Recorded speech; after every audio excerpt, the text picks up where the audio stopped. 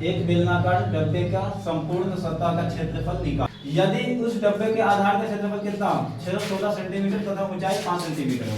Sir देख रहे हैं सर इसको आगे को क्या चीज? चलो देखो हल करें इसको। सर हल करते हैं।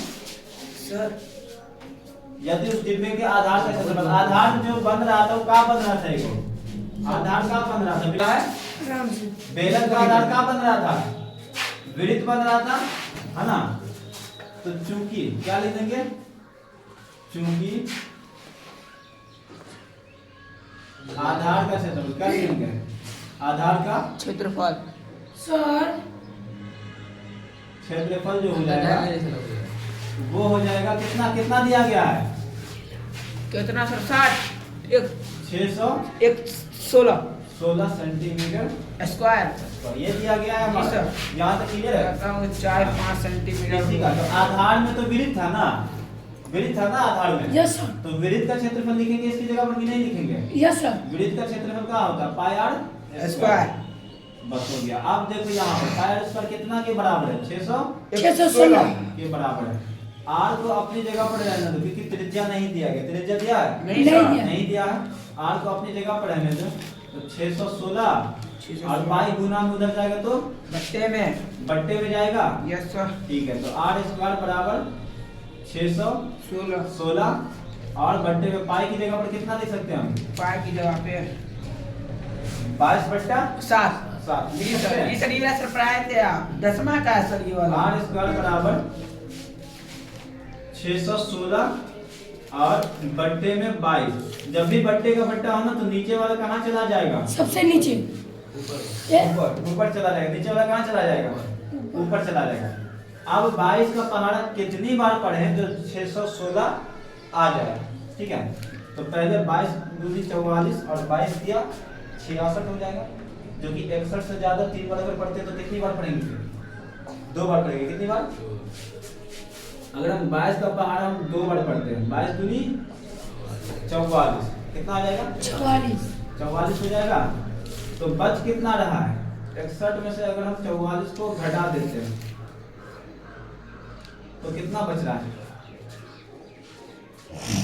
22 में से 61 में से अगर हम 44 को 61 में से घटा देंगे तो सर 38 38 बच जाएगा ना?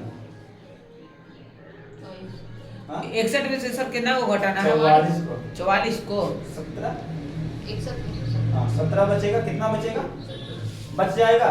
जी सर तो 17 को अगर इसमें मिला दो, 17 को इसमें मिला दो तो 176 हो जाएगा ना। 17 है, मैं इधर लिख देता हूँ। 17 बच रहा है। 17 को अगर 6 में मिला दो तो ये कितना हो जाएगा? 176।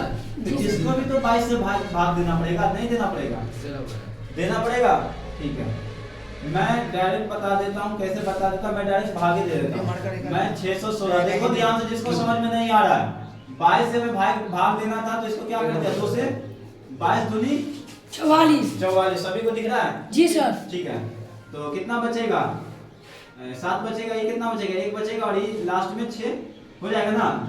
तो 22 का पहाड़ा 8 से लगा करके देखते हैं। 8 दूनी 16 की 6 8 से 1 8 दूनी 16 और 1 17 मतलब कैंसिल। कितनी बार में?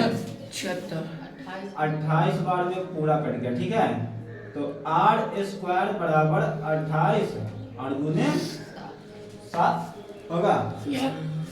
तो इधर से स्क्वायर हटेगा तो उधर का चलेगा बट्टा। अब 28 को कैसे लिख सकते हैं? 28 को लिख सकते हैं 2 गुने 7। 28 को 2 दूनी 4 4 सत्ते 28। ठीक है तो 28 को ऐसे लिखा। और ये वाला 7 तो बाकी था ना हमारा? यस सर तो ये वाला 7 को लास्ट में उतार दो। अब रूट के बाहर निकालने के लिए हम लोग करते तो क्या 2 पीस के लिए 1 पीस बाहर निकालते हैं? यस सर 7 हो गया सर। तो आर का वैल्यू कितना आ गया?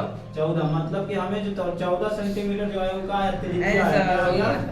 त्रिज्या त्रिज्या आया। त्रिज्या जिसको हम आर बोलते हैं। ठीक है जी सर। अब हमें क्या करना? अब हमें संपूर्ण सतह का क्षेत्रफल निकालना। हम ई वैल्यू क्यों निकाले? जब बोल रहा था संपूर्ण सतह का क्षेत्रफल निकालो तो हम ये क्यों निकाले? क्योंकि इसका जो है ना बेलन का संपूर्ण क्षेत्रफल, बेलन का है ना, बेलन का संपूर्ण पृष्ठ का क्षेत्रफल, संपूर्ण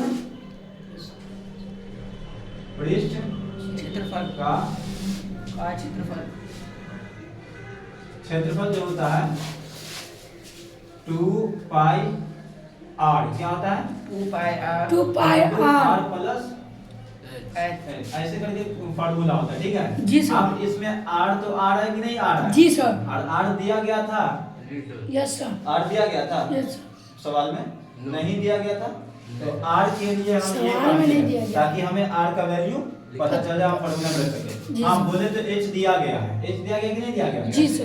पाई का वैल्यू हमें पता ही होता था, r की वैल्यू निकालने के लिए हम इसका यूज कर दिया। जी सर। वृत्त का क्षेत्रफल करना तो हम यूज नहीं करते, अगर r का वैल्यू दिया होता तो डायरेक्ट फार्मूला लगाते और आंसर हो जाएगा, समझ गए? ठीक है, तो बेलन का संपूर्ण वृत्त का क्षेत्रफल अब यहाँ पर वैल्यू रखते जाओ 2 और गुने पाई की जगह पर कितना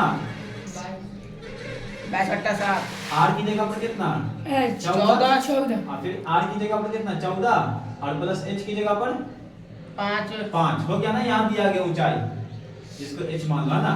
अब ये कटेगा का 7 से जी सर कितनी बार निदान में। 22 दूनी 44 दूनी 48 48 88 कितना है 88 88 है, कितना ही 88 88 और गुना और 14 और 5 को जोड़ेंगे तो 19 आप देखो 19 का पहाड़ा तो हमें नहीं आता, तुम लोग बताओगे 19 अट्ठे हाँ 153 3 तो ऐसे नहीं करेगा इकाई अंक की जगह पर 152 हो सकता है, कितना हो जाएगा 19 अट्ठे पक्का कंफर्म? ठीक है, तो 152 के 2 हासिल 15 और फिर 19 अट्ठे 152 और 152 में क्या कर दो 15 जोड़ दो। जोड़ दो तो 167 हो जाएगा का हो जाएगा 67 167। तो ये तुम्हारा सेंटीमीटर स्क्वायर, ये तुम्हारा आ गया आंसर, क्या आ गया आंसर। क्या चीज का आ गया डब्बे का संपूर्ण सतह का क्षेत्रफल, डब्बे का संपूर्ण सतह का क्षेत्रफल, डब्बे के संपूर्ण क्षेत्रफल सतह का क्षेत्रफल, ठीक है क्षेत्रफल, ये तुम्हारा आंसर हो गया। सर। यही बोल रहा था निकाल सर